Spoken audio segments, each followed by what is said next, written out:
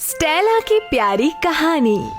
बहुत साल पहले यूरोप के एक छोटे से गांव में स्टेला नाम की लड़की अपनी सौतेली माँ डायना और बहन जेनिफर के साथ रहती थी।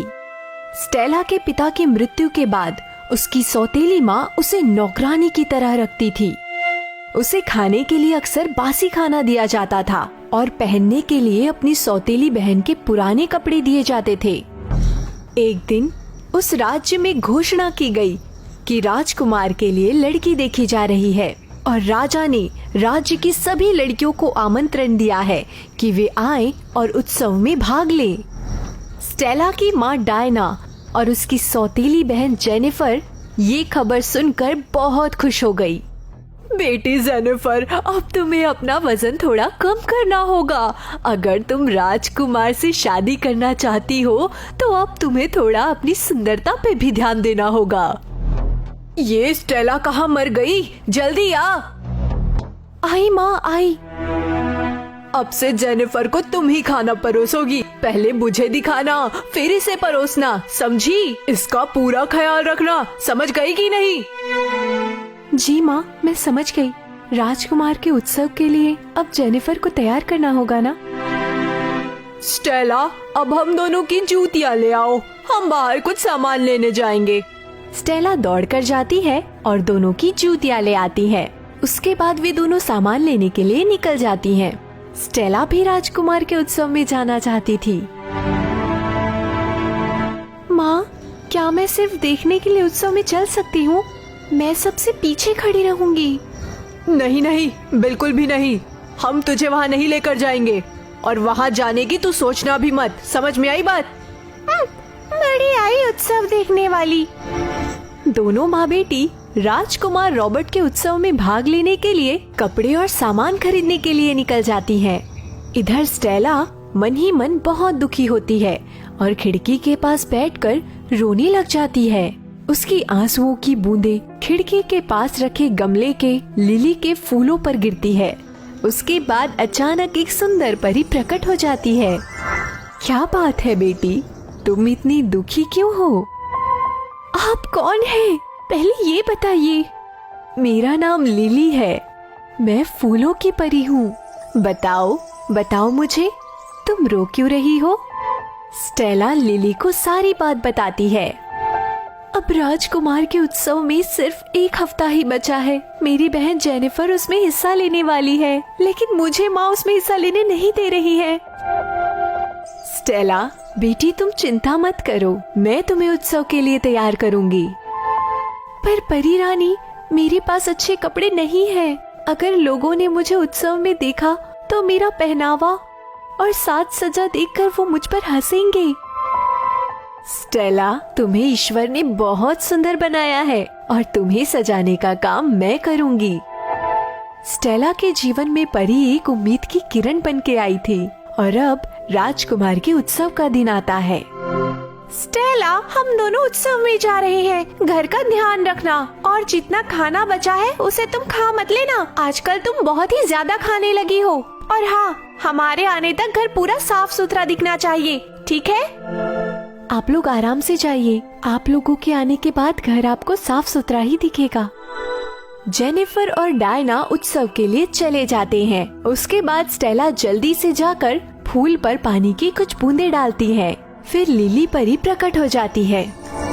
स्टेला, तुम बहुत खूबसूरत नजर आ रही हो। तुम नियमित काम करती रहती हो, इसलिए तुम बिल्कुल स्वस्थ दिख रही हो। हाँ, वो तो है, पर अब तक मेरे पास ना अच्छे कपड़े हैं ना अच्छे जूते। मैं तो अब तक बाल भी नहीं बना सकी। मैंने कहा था ना तुमसे, तुम्हें इन सब बातों की चिंता नहीं करनी है। परी अपनी जादुई छड़ी चलाती है और स्टेला के चारों तरफ घुमाती है, जिसके बाद स्टेला और भी सुंदर दिखने लगती है।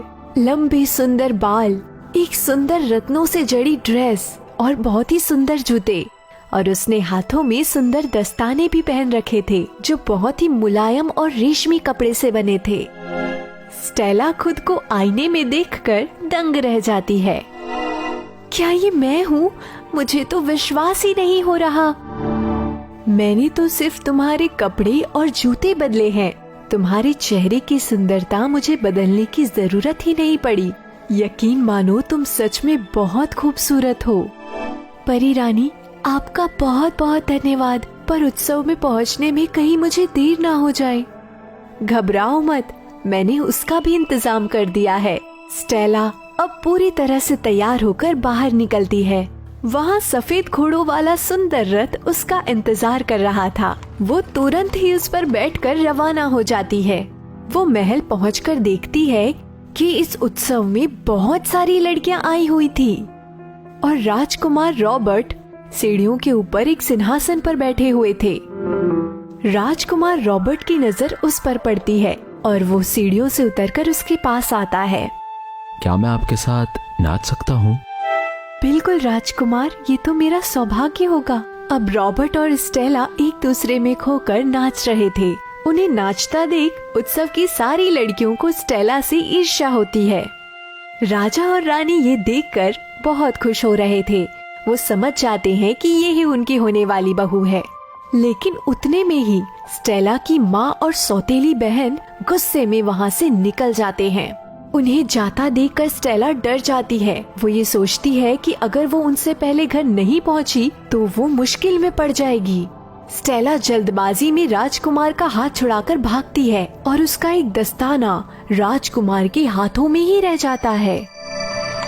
स्टेला रथ में बैठकर जाने लगती है और वो जैसे ही अपने घर पहुंचती है तो पुरानी वेशभूषा में आ जाती है और जल्दी से साफ सफाई करने में लग जाती है। और कुछ देर बाद दरवाजे में दस्तक होती है। बहरी हो गई हो क्या? 2 बार दरवाजा खटखटाना पड़ा है। माफ कीजिए माँ, वो मैं साफ सफाई कर रही थी, इसीलिए शायद सुनाई नहीं दिया। ये साफ सफाई की है तुमने? अब तक घर ढंग से साफ नहीं दिख रहा है। जब तक तुम घर को अच्छे से चमका नहीं लेती तुम्हें आज रात का खाना नहीं मिलेगा। पहले से ही हमारा दिमाग बहुत खराब है, अब और मत करना। स्टेला मन ही मन बहुत खुश होती है, पर उसे दुख भी था कि वो राजकुमार से ज्यादा बात नहीं कर पाई। अगले दिन घोषणा होती है कि राजकुमार उस लड़की से मिलना चाहता है जिसके पास एक हाथ का दूसरा सुंदर दस्ताना मिलेगा। स्टेला फिर से पानी की कुछ बूंदें फूलों पर गिरा देती है और परी के प्रकट होते ही उन्हें सारी बात बताती है। बस इतनी सी ही बात, अब इस बार जाना तो राजकुमार को अपना बना कर आना, ठीक है? परी अपना जादू फिर से चलाती है और स्टेला को फिर उसी रूप में ले आती है। स्टेला घोड़ा गाड़ी में बैठ जाती है। उसकी माँ डायना और बहन जेनिफर भी छिपकर घोड़ा गाड़ी में पीछे बैठ जाते हैं। वे तीनों राजमहल पहुँच जाती हैं। राजकुमार जैसे ही स्टेला को एक हाथ के दस्ताने के साथ देखते हैं, उसे दौड़कर गले लगा लेते हैं। वो तुरंत स्टेला के सामने शादी का प्रस्ताव रख देते हैं और ये देखकर डायना और जेनिफर उससे ईर्ष्या करने लगते हैं। स्टेला का चेहरा खुशी से चमकने लगता है। लिली परी आकाश से ये देखकर मुस्कुरा रही होती है। इसके बाद राजकुमार रॉबर्ट और स्टेला की धूमधाम से शादी हो जाती है। वो एक सुखमय जीवन बिताने लगते हैं। If you enjoyed this story, please like and subscribe our channel and press the bell icon to get future updates. And don't forget to comment.